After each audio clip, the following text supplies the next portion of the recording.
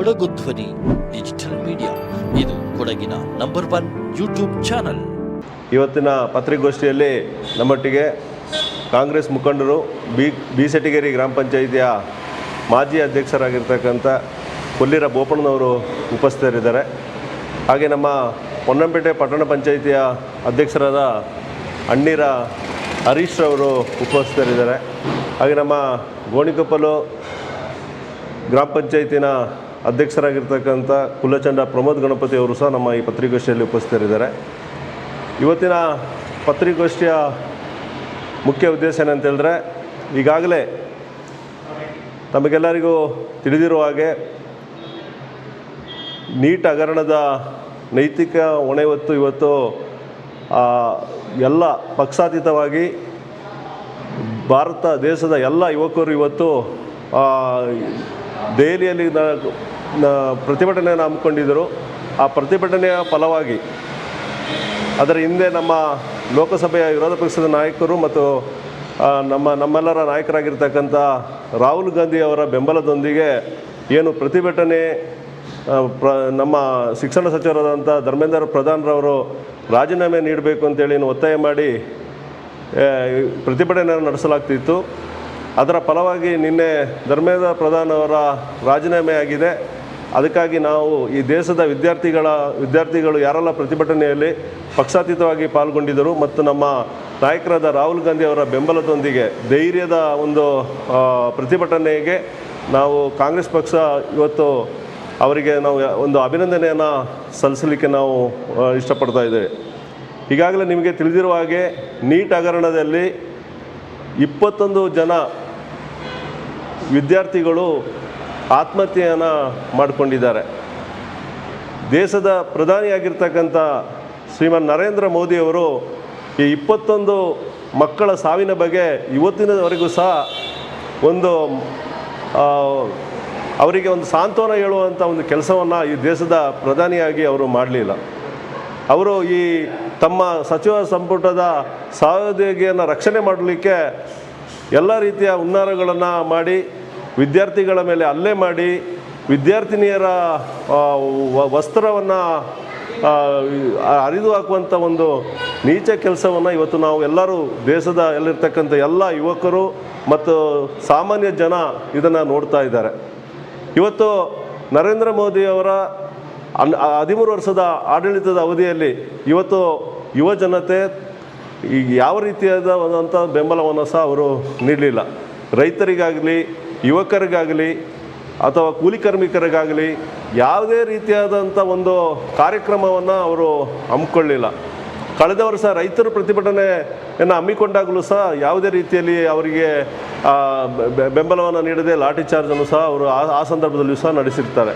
ಈ ನಿಟ್ಟಿನಲ್ಲಿ ನಾವು ಇವತ್ತು ನೋಡಲಿಕ್ಕೆ ಹೋದರೆ ಭಾಳಷ್ಟು ಇವತ್ತು ಯುವ ಜನತೆಗೆ ಒಂದು ಈ ಕೇಂದ್ರ ಸರ್ಕಾರ ಯುವಜನರ ವಿರೋಧವಾದಂಥ ಕೆಲಸವನ್ನು ಇವತ್ತು ಮಾಡಿಕೊಂಡು ಬರ್ತಾ ಇದೆ ಅಂತ ಹೇಳಲಿಕ್ಕೆ ನಾವು ಬಯಸ್ತಾ ಇದ್ದೀವಿ. ಹಾಗೆ ಇವತ್ತು ಕೊಡಗಿನ ಸಮಸ್ಯೆಗಳಲ್ಲಿ ಕೇಂದ್ರದಿಂದ ಬರ್ತಕ್ಕಂಥ ರಸಗೊಬ್ಬರಗಳು ಇವತ್ತು ನಾವು ತೋಟಗಾರಿಕೆ ಕಾಫಿಯನ್ನೇ ನಂಬಿ ಕೊಡಗಿನ ಜನತೆ ಇವತ್ತು ಅದರ ಕಾರ್ಮಿಕರಿರ್ಬೋದು ಅಥವಾ ಕೂಲಿ ಕಾರ್ಮಿಕರಿರ್ಬೋದು ಅಥವಾ ಎಲ್ಲರೂ ಸಹ ಇದರಲ್ಲಿ ನಂಬಿಕೊಂಡೇ ಜೀವನವನ್ನು ಸಾಗಿಸ್ತಾ ಇರತಕ್ಕಂಥದ್ದು. ಇವತ್ತು ರಸಗೊಬ್ಬರದ ಬೆಲೆ ದಿನೇ ಹೆಚ್ಚಳ ಆಗ್ತಾ ಇದೆ. ಇವತ್ತು DAP ಸಿಗ್ತಾನೇ ಇಲ್ಲ. DAP ಸಿಕ್ಕಿದ್ರೂ 2400, 300, ಇವತ್ತು 1200 ಇದ್ದಂಥ ಗೊಬ್ಬರ ದುಪ್ಪಟ್ಟಾಗಿದೆ. ಇವತ್ತು ಅದರ ಬಗ್ಗೆ ಯಾರೂ ಸಹ ಇವತ್ತು ಪ್ರತಿಭಟನೆಯನ್ನಾಗಲಿ ಅಥವಾ ಯಾವುದೇ ರೀತಿಯಾದಂಥ ವ್ಯವಸ್ಥೆಯಲ್ಲಿ ಇವರು ಕೇಂದ್ರ ಸರ್ಕಾರ ಮುಂದಾಗ್ತಾ ಇಲ್ಲ. ಇವತ್ತು ಭಾಳಷ್ಟು ಇವತ್ತೇನೋ ಒಂದು ಕಾಫಿಗೆ ಸ್ವಲ್ಪ ದರ ಹೆಚ್ಚಿದೆ, ಆ ನಿಟ್ಟಿನಲ್ಲಿ ಸ್ವಲ್ಪ ಏನೋ ನಾವು ಬ್ಯಾಲೆನ್ಸ್ ಮಾಡ್ಕೊಳ್ತಾ ಇದ್ವಿ. ಏನೋ ದರ ಕುಸಿತ ಕಂಡ್ರೆ ಇವತ್ತು ಕೊಡಗಿನ ಜನ ಭಾಳಷ್ಟು ಸಮಸ್ಯೆಗೆ ಸಿಗುವಂಥ ವ್ಯವಸ್ಥೆ ಸಹ ಇದೆ. ಇವತ್ತು ನಿಮಗೆಲ್ಲರಿಗೂ ತಿಳಿದಿರುವ ಹಾಗೆ BJPಯವರು ಯಾವುದೇ ಒಂದು ವಿಚಾರ ಇದ್ರೂ ಸಹ ಪ್ರತಿಭಟನೆ ಪಂಜಿನ ಮೆರವಣಿಗೆ ಎಲ್ಲ ಮಾಡುವಂಥದ್ದನ್ನು ನಾವು ಹಿಂದೆ ನೋಡ್ಕೊಂಡು ಬಂದಿದ್ವಿ. ಇವತ್ತು ದೇಶದಲ್ಲಿ ಆಗಿರ್ತಕ್ಕಂಥ ನೀಟ್ ಹಗರಣ ಇರ್ಬೋದು ಅಥವಾ ಇವತ್ತು ರಾಮ ಮಂದಿರದಲ್ಲಿ ಒಂದು ಬೊಕ್ಕಸದಿಂದ ಹಣವನ್ನು ಲೂಟಿ ಮಾಡಿದ ಪ್ರಕರಣ ಇರ್ಬೋದು. ಇವತ್ತು ಒಂದು ವೇಳೆ ಎಲ್ಲಾದರೂ ಕೇಂದ್ರದಲ್ಲಿ ಕಾಂಗ್ರೆಸ್ ಸರ್ಕಾರ ಇದ್ದು ಉತ್ತರ ಪ್ರದೇಶದಲ್ಲಿ ಬೇರೆ BJP ಸರ್ಕಾರ ಇದ್ದಿದ್ದರೆ ಇವತ್ತು ಇವರು BJPಯವರು ಯಾವ ರೀತಿಯಾದಂಥ ಪ್ರತಿಭಟನೆಯನ್ನು ಹಮ್ಮಿಕೊಳ್ತಾ ಇದ್ದರು ಅಂತ ಹೇಳೋದ್ರ ಬಗ್ಗೆ ನಿಮಗೆಲ್ಲರಿಗೂ ತಿಳಿದಿರೋಂಥ ವಿಚಾರವಾಗಿದೆ. ಇವತ್ತು ಯಾಕೆ ಇವರು ಮೌನ ವಹಿಸಿದ್ದಾರೆ, ಇವತ್ತು ಯಾಕೆ ಇವರು ಪಂಜಿನ ಮೆರವಣಿಗೆ ಮಾಡ್ತಾ ಇಲ್ಲ, ಯಾರು ತಪ್ಪಿಸ್ತಿದ್ದಾರೆ ಅವ್ರ ಬಗ್ಗೆ ಕ್ರಮ ಕೈಗೊಳ್ಳಿ ಅಂತೇಳಿ ಯಾಕೆ ಇವರು ಆದೇಶವನ್ನು ಮಾಡ್ತಾ ಇಲ್ಲ. ಈ ನಿಟ್ಟಿನಲ್ಲಿ ಇವತ್ತು ನಾವು ನಮ್ಮ ಏನು ವಿರೋಧ ಪಕ್ಷವಾಗಿ ಕಾಂಗ್ರೆಸ್ನ ಮುಖಂಡರಾದಂಥ ರಾಹುಲ್ ಗಾಂಧಿಯವರ ನೇತೃತ್ವದಲ್ಲಿ ಇವತ್ತು ಭಾಳಷ್ಟು ಇಂಥ ಅನೇಕ ಸಮಸ್ಯೆಗಳ ಬಗ್ಗೆ ಅವರು ಕನ್ಯಾಕುಮಾರಿಯಿಂದ ಹಿಡಿದು ಕಾಶ್ಮೀರದವರೆಗೂ ಪಾದಯಾತ್ರೆ ಮೂಲಕ ಸಮಸ್ಯೆಯನ್ನು ಅರಿತುಕೊಂಡು ಇವತ್ತು ಈ ದೇಶದಲ್ಲಿ ಒಂದು ಭವಿಷ್ಯದ ನಾಯಕನಾಗಿ ಹೊರಹೊಮ್ತಾ ಇದ್ದಾರೆ. ಆ ನಿಟ್ಟಿನಲ್ಲಿ ಇವತ್ತು ಕಾಂಗ್ರೆಸ್ ಪಕ್ಷದ ವತಿಯಿಂದ ಈ ನಾವು ಜನರ ಮತ್ತು ವಿದ್ಯಾರ್ಥಿಗಳ ಪರವಾಗಿದ್ದೀವಿ ಅಂತ ಹೇಳಲಿಕ್ಕೆ ನಾವು ಒಂದು ಪತ್ರಿಕೆಯಷ್ಟನ್ನು ಕರಿತಾ ಇದ್ದೀವಿ. ಹಾಗೆ ನಮ್ಮ ನಿನ್ನೆ ರೈತ ಸಂಘದ ಒಂದು ಪ್ರತಿಭಟನೆ ಬಗ್ಗೆ ನಮ್ಮ ಕೊಲ್ಲಿರ ಬೋಪಣ್ಣವರು ಮಾತಾಡ್ತಾರೆ. ಮಾತಲ್ಲಿ ಹೇಳಿದ್ದಾರೆ, ಪೊನ್ನಣ್ಣನವರಿಗೆ ಸಚಿವ ಸ್ಥಾನ ಕೊಡಬಾರ್ದು ಅಂತ ಯಾರೊಬ್ಬರು ಮತಿಭ್ರಮಣೆಯಿಂದ ಮಾತಾಡಿದ್ದಾರೆ. ಅವರು ಮತಿಭ್ರಮಣೆ ಆಗಿರಬೇಕು ಅಂತೇಳಿ ನಾವು ತಿಳ್ಕೊಂಡಿದ್ದೀವಿ. ಇವತ್ತು ನಾವು ಕೊಡಗಿನ ಅಭಿವೃದ್ಧಿ ಆಗಬೇಕು ಅಂತ ಹೇಳಿದ್ರೆ ಸುಮಾರು 20 ವರ್ಷಗಳಿಂದ ಕೊಡಗು ಜಿಲ್ಲೆಗೆ ಯಾವುದೇ ಮಂತ್ರಿ ಸ್ಥಾನ ಇಲ್ಲದೆ ಕೊಡಗಿನ ಅಭಿವೃದ್ಧಿಯ ಒಂದು ಕುಂಠಿತ ಆಗ್ತಾ ಬರ್ತಾಯಿದೆ ಅಂತೇಳಿ ಎಲ್ಲ ಜನರು ಇವತ್ತು ಪಕ್ಷಾತೀತವಾಗಿ ಇವತ್ತು ಪೊನ್ನಣ್ಣನವರು ಮಂತ್ರಿ ಆಗಬೇಕು ಅಂತೇಳಿ ಎಲ್ಲರೂ ಪಕ್ಷಾತೀತವಾಗಿ ಹೋರಾಟ ಮಾಡ್ತಾ ಇದ್ದಾರೆ.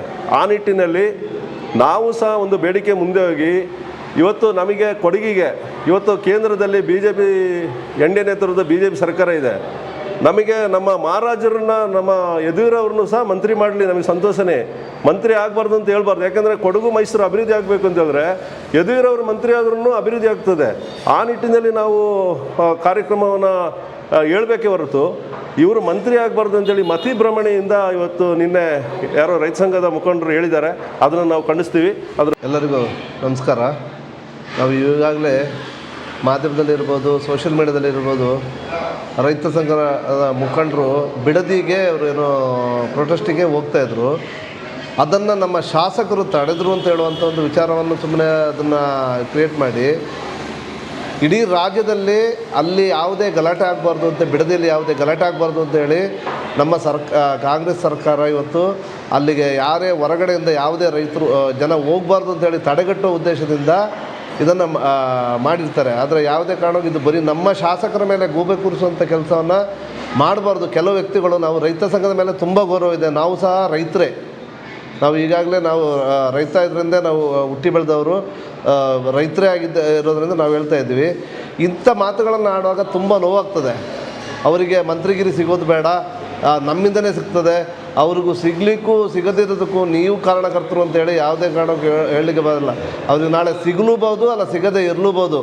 ಅದು ಸಿಕ್ಕಿದರೆ ಕೊಡಗು ಉದ್ಧಾರ ಆಗ್ತದೆ ಅಂತ ಹೇಳಿದ್ರೆ ಇಡೀ ನಮ್ಮ ಕೊಡಗಿನ ಜನತೆ ಇವತ್ತು ವೆಯ್ಟ್ ಮಾಡ್ತಾಯಿದ್ದಾರೆ. ಇವತ್ತು ಪೊನ್ನಣ್ಣನವರಿಗಾಗಲಿ ಮಂತ್ರಗೂಡವರಿಗಾಗಲಿ ಮಂತ್ರಿ ಸ್ಥಾನ ಸಿಗಲಿ ಅಂತೇಳಿ. ಆದರೆ ರೈತ ಸಂಘದ ಕೆಲವು ಮುಖಂಡರು ಆ ಥರ ಮಾತಾಡಿದ್ರು ಅಂತ ಹೇಳಿದ್ರೆ ಅವರು BJP ಜೊತೆ ಅವರು ಶಾಮೀಲಾಗಿದ್ದಾರೆ ಅಂತ ಹೇಳೋದಕ್ಕೆ ಇದೊಂದು ಉದಾಹರಣೆ. ಈಗಾಗಲೇ 23ನೇ ಇಸವಿಯಲ್ಲಿ ಚುನಾವಣೆ ಬಂದಾಗ ಇವ್ರನ್ನ ರೈತ ಸಂಘ ಚುನಾವಣೆಯನ್ನಿತ್ತು ಸೋಲನ್ನು ಅನುಭವಿಸ್ತಾರೆ. ಆವಾಗಲೇ ತಿಳ್ಕೊಬೇಕಾಗಿತ್ತು ಇವರು ಯಾತಕ್ಕಾಗಿ ಅವರು ರೈತ ಸಂಘ ಇಲೆಕ್ಷನ್ ನಿಂತಿದೆ ಅಂತೇಳಿ ಈಗಾಗಲೇ ನಮಗೆ ತಿಳಿದಿದೆ.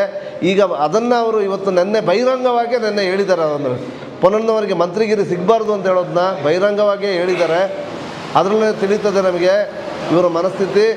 BJPಯವರ ಜೊತೆಯಲ್ಲಿ ಸೇರಿ ಇದನ್ನು ಮಾತಾಡ್ತಾ ಇದ್ದಾರೆ ಅಂತ ಹೇಳಿ ನಮಗೆ ಈಗಾಗಲೇ ಅನ್ನಿಸ್ತಾ ಇದೆ.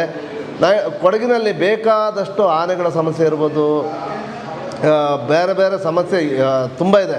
ನಮ್ಮ ಶಾಸಕರ ಜೊತೆ ಇರ್ಬೋದು ಕೂತು ಇದನ್ನು ಪರಿಹಾರ ಮಾಡಿ. ಇವತ್ತು ಕೊಡಗಿನಲ್ಲಿ ತುಂಬ ಜಾಗಗಳು ಬೇರೆಯವರಿಗೆ ಮಾರಾಟ ಆಗ್ತಾಯಿದೆ. ಅದನ್ನು ತಡೆಗಟ್ಟಲಿಕ್ಕೆ ರೈತ ಸಂಘ ಪ್ರಯತ್ನ ಪಡಿ. ನೀವು ಬಿಡದಿಯಲ್ಲಿ ಹೋಗೋದು ಬೇಡ ಅಂತ ನಾವು ಹೇಳ್ತಾ ಇಲ್ಲ, ಅಲ್ಲಿ ಯಾವುದೇ ಘರ್ಷಣೆ ಆಗೋದು ಬೇಡ ಅಂತ ಹೇಳೋ ಉದ್ದೇಶದಿಂದ ಸರ್ಕಾರ ಈ ಕ್ರಮವನ್ನು ಕೈಗೊಂಡಿದೆ.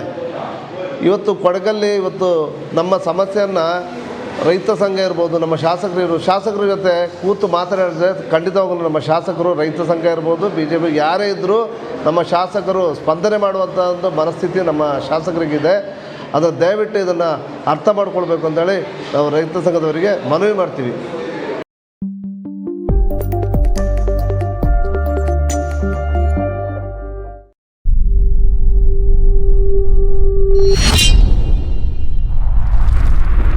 ಕೊಡಗು ಧ್ವನಿ ಡಿಜಿಟಲ್ ಮೀಡಿಯಾ ಇದು ಕೊಡಗಿನ ನಂಬರ್ 1 ಯೂಟ್ಯೂಬ್ ಚಾನಲ್.